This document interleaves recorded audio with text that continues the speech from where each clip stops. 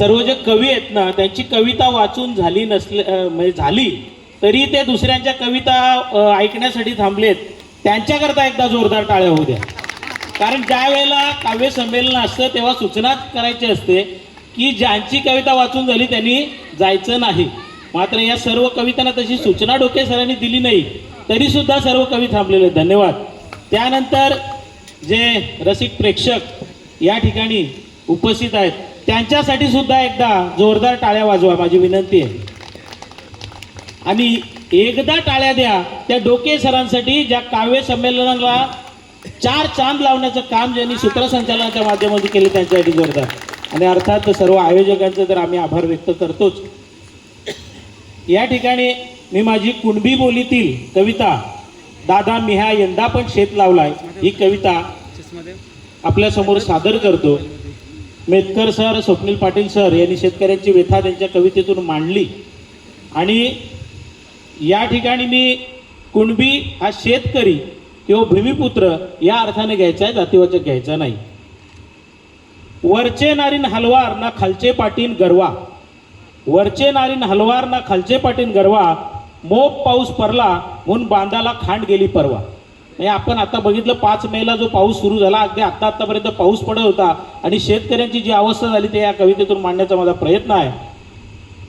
वरचे नारीन हलवार ना खालचे पाटीन गरवा, मोप पाऊस पडला म्हणून बांधाला खांड गेली परवा. सरकारी बांध बंदिस्तीचा खर्च सगळा कागदावरच राहिला आहे. दादा तरी पण मी हा यंदा शेत लावलाय, दादा तरी पण मी हा यंदा शेत लावलाय.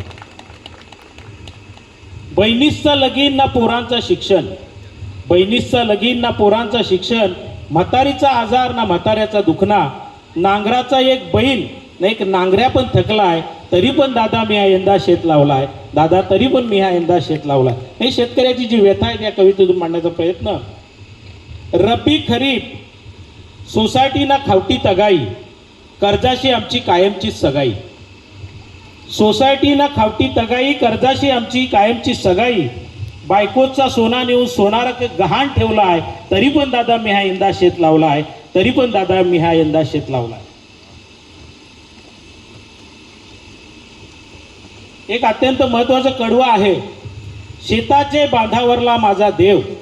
सर्वजण आपण निसर्गपूजक आहोत, शेतकरी आहोत, बहुजन आहोत, सर्वजण निसर्गपूजक आहोत आपण.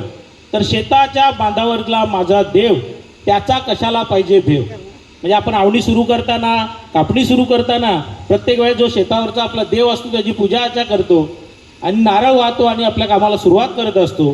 शेताचे बांधावरला माझा देव त्याचा कशाला पाहिजे भेव.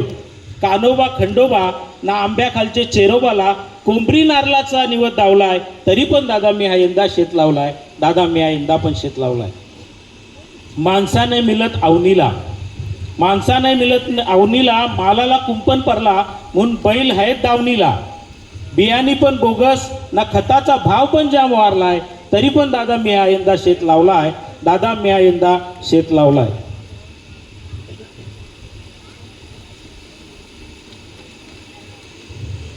फाल नांगर हलीस ना बऱ्या, ही सगळी आपल्या अवजरा शेतकऱ्यांची आहेत. फाल नांगर हलीस ना बऱ्या, अंबाऱ्याच्या वाखाच्या हातोल जोल्या केल्यात खऱ्या. म्हणजे सगळ्यांना शेतकरी जे आहेत त्यांना माहिती असतील आपल्या ज्या हातोल जोल्या किंवा जी आपली हे असतात दोरखंड वगैरे ते आपल्या पद्धतीने आपण बघत असतो. फाल नांगर हलीस ना बऱ्या, अंबारीच्या वाखाच्या हातोल जोल्या केल्यात खऱ्या.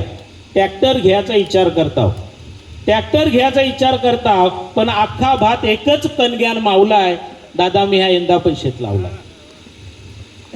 शेवटचं कडवं, मडे झाकून या करीती पेरणी जात कुणबियाची लवलाई. संत तुकाराम महाराजांचं हे वचन आहे.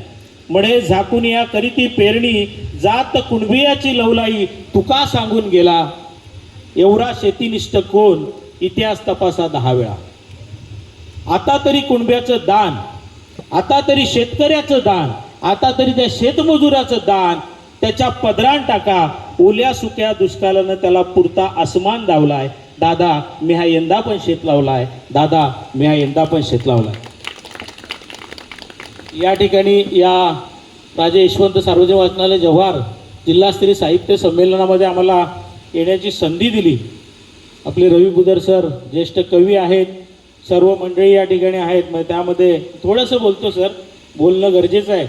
2017मध्ये अशाच प्रकारचा एक कोकण मराठी साहित्य परिषदेच्या माध्यमातून जव्हार महोत्सव करण्याचा आमचा मानस होता. आणि ज्या दिवशी आमची मीटिंग जव्हारला होती त्या दिवशी सेम डे ज्योतिताई ठाकरे महिला आर्थिक विकास महामंडळाच्या अध्यक्षा होत्या, ॲडिशनल कलेक्टर होते. आणि त्यावेळेला जव्हार महोत्सव व्हावा अशा प्रकारची एक संकल्पना होती. आणि त्याच दिवशी कोविडची जी मला वाटतं कर्फ्यू जो असतो तो लागू केला गेला, त्यामुळे ते रहित झालं होतं. त्याच्या अगोदरची एक आठवण, ज्यावेळेला ठाणे येथे अखिल भारतीय साहित्य परिषदचं संमेलन होणार होतं, त्या दिवशी गोखले एज्युकेशन सोसायटीच्या ग्राउंडवर सन्माननीय आपले ज्येष्ठ साहित्यिक या पालघर जिल्ह्याचे मानबिंदू लक्ष्मणराव टोपले सर यांच्या अध्यक्षतेखाली एक साहित्य संमेलन झालं. खूप चांगला प्रतिसाद या ठिकाणी लाभला होता. म्हणजे 2 कॉलेजचा मी उल्लेख करीन, गोखले कॉलेज आणि पालघरचं दांडेकर कॉलेज हे साहित्याच्या बाबतीत खूप पुढे आहेत आणि ती साहित्य परंपरा त्यांनी राखण्याचा प्रयत्न केलेला आहे. यानंतर या ठिकाणी बुधर सर असतील, डोके सर, मनोज कामडी सर असतील, चुंबळे सर असतील, त्याचप्रमाणे कमलजीतजी धानमेर असतील, आमचे ज्येष्ठ पत्रकार मुकणे सर या ठिकाणी बसलेले आहेत. आणि आणखीन एक शाहीर आमचे आहेत गंगाराम घरतजी, खास करून कोकणेर पालघरहून या ठिकाणी आलेले आहेत. त्यांचं खूप ही सर्व ज्येष्ठ श्रेष्ठ मंडळी आहे आणि आमच्यासारख्या नवख्या कवींना या ठिकाणी ते ऐकतात, खरोखर बरं वाटतं. आणि या ठिकाणी यामध्ये जे आयोजक आहेत त्यांचं खरोखर मनापासून आम्ही आभार व्यक्त करतो. मनोज चौधरी कुठे गेला आमचा पत्रकार मित्र, सातत्याने पत्रकार मंडळी, नाही मनोजजी तर आहेतच, तुलसीराम चौधरी, ही सर्व मंडळी आहेत. आणि स्वप्नील पाटील ज्यांच्या कवितेने सर्वजण भावूक झालो, आपल्याला सांगायला आनंद वाटतो. 1 तारखेपासून सातारा येथे अखिल भारतीय साहित्य संमेलन पार पडत आहे आणि त्यांची जी कविता आहे नव्यानं फुलणे, ही कवितेचं त्या ठिकाणी कविता सादरीकरणासाठी निवड झालेली आहे. जोरदार टाळ्या एकदा स्वप्नील पाटील यांच्यासाठी. आणि बोलीभाषेविषयी सर थोडंसं बोललंच पाहिजे.